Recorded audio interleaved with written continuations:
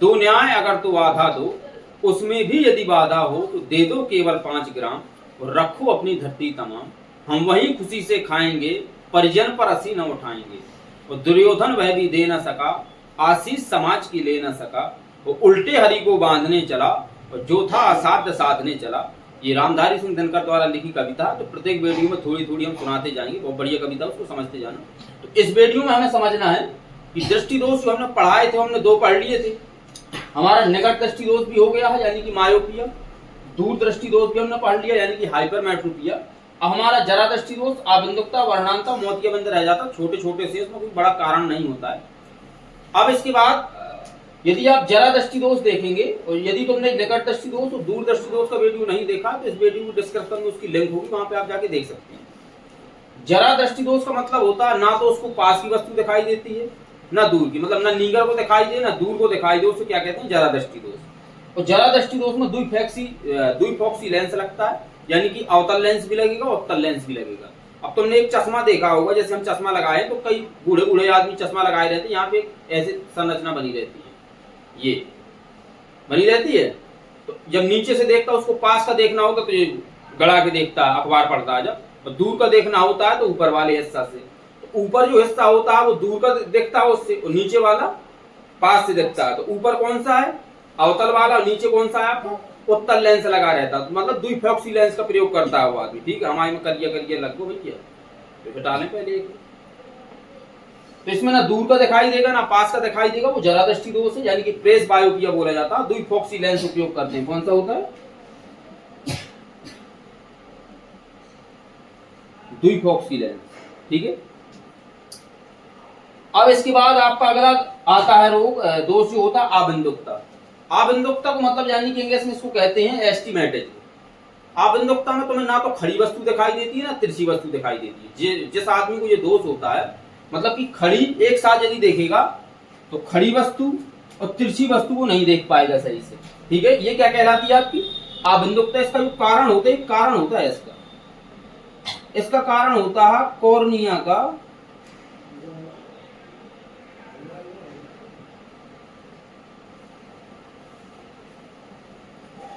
गोलाकार न होना। देखो, जरा दृष्टि दोष, निकट दृष्टि दोष और दूर दृष्टि दोष के उपचार थे, इनका निवारण था, लेकिन आपके आबंधुकता का कोई उपचार नहीं, यानी कि कार्निया गोलाकार नहीं है तो उसका कोई उपचार भी नहीं है। वो सीधी करेंगे, सीधी करोगे खराब हो जाएगी आंखें तुम्हारी, ठीक है। अब इसके बाद अगला तुम्हारा दोष आता है वर्णांता, यानी कि इसको इंग्लिश में बोला जाता है कलर ब्लाइंडनेस। कलर ब्लाइंडनेस से वैसे पता चलता है, कलर का मतलब रंग, ब्लाइंड माने अंधा होता है ना, मतलब जो कलर से अंधा हो, कलर ब्लाइंडनेस हो गया, यही मतलब। वर्णांता का मतलब होता है जो रंगों की पहचान न कर पाए। क्या न कर पाए, रंगों की पहचान न कर पाए। रंग,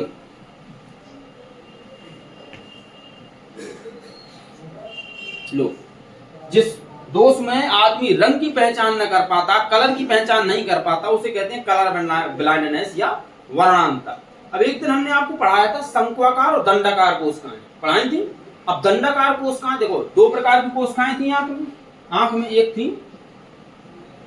दंडाकार, एक थी शंक्वाकार, ठीक है नहीं। अच्छा, दंडाकार कोशिकाएं किसके लिए उत्तरदायी थी, प्रकाश के लिए, ठीक है, ये प्रकाश के लिए थी। और ये क्या थी, प्रकाश के रंग के लिए। श्वेत प्रकाश की किरण जो होती है वो 7 रंगों से मिलकर बनी होती है, याद है कि नहीं। वर्ण विक्षेपण भी हमने पढ़ाया, यानी कि विबग्योर पढ़ाया था उस दिन, तो उसमें आप जाके वहां देखो विबग्योर क्या होता है, बैजानी है पीनाला। तो शंक्वाकार कोशिकाएं होती है प्रकाश के रंग के लिए उत्तरदायी होती है। तो जब किसी व्यक्ति में शंक्वाकार कोशिकाओं की कमी हो जाती है या शंक्वाकार कोशिकाएं क्षतिग्रस्त हो जाती हैं, तो आदमी क्या कर पाता है कि रंगन की पहचान सही से नहीं कर पाता है। लिखने के लिए आ जाए यदि क्वेश्चन, 2 नंबर का ही आ सकता है वर्णांता के बारे में। तो शंक्वाकार कोशिकाओं की क्या हो जाती है, आदमी के अंदर कमी हो जाती है, यानी कि रंग की पहचान नहीं कर पाता, तो उसको क्या हो जाता है, कलर ब्लाइंडनेस, ठीक है। छोटे छोटे से हैं, कोई बार आज तक वर्णांता का क्वेश्चन नहीं देखा हमने, बहुत से हमने मॉडल पेपर देखो तो वर्णांता का क्वेश्चन कहीं नहीं मिला। हाँ, ऑब्जेक्टिव टाइप में बहुविकल्पी में जरूर मिला है, यानी कि जिसमें व्यक्ति रंगों की पहचान नहीं कर पाता तो कौन सा होता है, तो यहाँ पे आप बता सकते हैं वर्णांता या कलर ब्लाइंडनेस, ठीक है। अब अगला आपका बचता है मोतियाबिंद। मोतियाबिंद ज्यादातर वृद्ध आदमियों में होता है, बूढ़े बूढ़े आदमी को दूर की वस्तु दिखाई नहीं देती है, ठीक है, मतलब ज्यादा धुंधलो। और जैसे घर में बब्बा दाई उनसे पूछो तो क्या बताते हैं, बोले भैया दिखात तो है लेकिन धुंधलो दिखा। तो धुंधला दिखाई देने का मतलब क्या होता है कि उनकी आंख के आगे एक झिल्ली नुमा पतली पतली संरचना बन जाती है, ठीक है। क्या बन जाती है आपके सामने,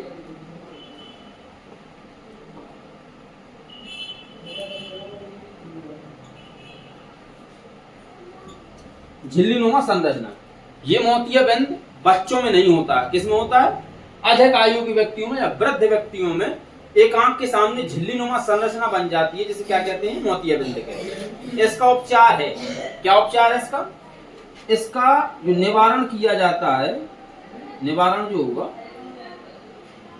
वो शल्य चिकित्सा से होगा। कैसे होगा, शल्य चिकित्सा से, ठीक है भाई। शल्य चिकित्सा के द्वारा नोजल प्लंजर लगा के उसकी झिल्ली को निकाला जा सकता है। तो भाई वो वृद्ध आदमी तो दूर तक का देख सकता, धुंधली उसकी क्या हो जाती, खत्म हो जाती है।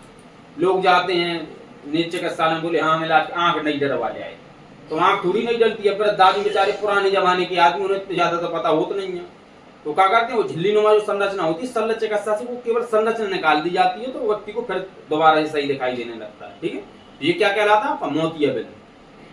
जरा दृष्टि दोष, ना पास की वस्तु दिखाई दे ना दूर की वस्तु दिखाई दे, द्विफोकसी लेंस का उपयोग करेगा तो दिखाई देने लगेगी। आबिंदुकता, क्षैतिज या ऊर्ध्वाधर वस्तुओं को एक साथ नहीं देख पाता है, ये क्या है, आपकी आबिंदुकता है। आपका वर्णांधता, रंगन की पहचान न कर पाए वो वर्णांधता है। मोतियाबिंद, आंख के सामने वृद्ध व्यक्तियों में झिल्ली नुमा संरचना बन जाए, वो क्या है, आपका मोतियाबिंद, ठीक है। तो आबिंदुकता और वर्णांधता, ये दो दोष हैं, इनका कोई निवारण नहीं है, समझ रहे हो, इनका कोई उपचार नहीं है, ना वर्णांधता का उपचार है ना आपके ये आबिंदुकता का उपचार है। उपचार केवल मोतियाबिंद का है, इसका निवारण किया जा सकता है शल्य चिकित्सा से। जो आपका निकट दृष्टि दोष था, इसमें निकट दृष्टि यानी कि निकट की वस्तु दिखाई देती है और दूर की वस्तु दिखाई नहीं देती है। निकट दृष्टि दोष के लिए आपका कौन सा उपयोग करते हैं, अवतल लेंस करते हैं भाई। अब ऊपर बुढ़े में कौन सा लगा रहता है, बूढ़े बूढ़े आदमी ऊपर अवतल लेंस कहा है। अब दूर की देखना है तो अवतल लेंस से ही देखेगा। और आपका जो दूर दृष्टि दोष था, यानी कि दूर की वस्तु दिखाई देती है, निकट की वस्तु नहीं दिखाई देती, इसमें आप कौन सा लेंस उपयोग करते हो, उत्तल लेंस, ठीक है।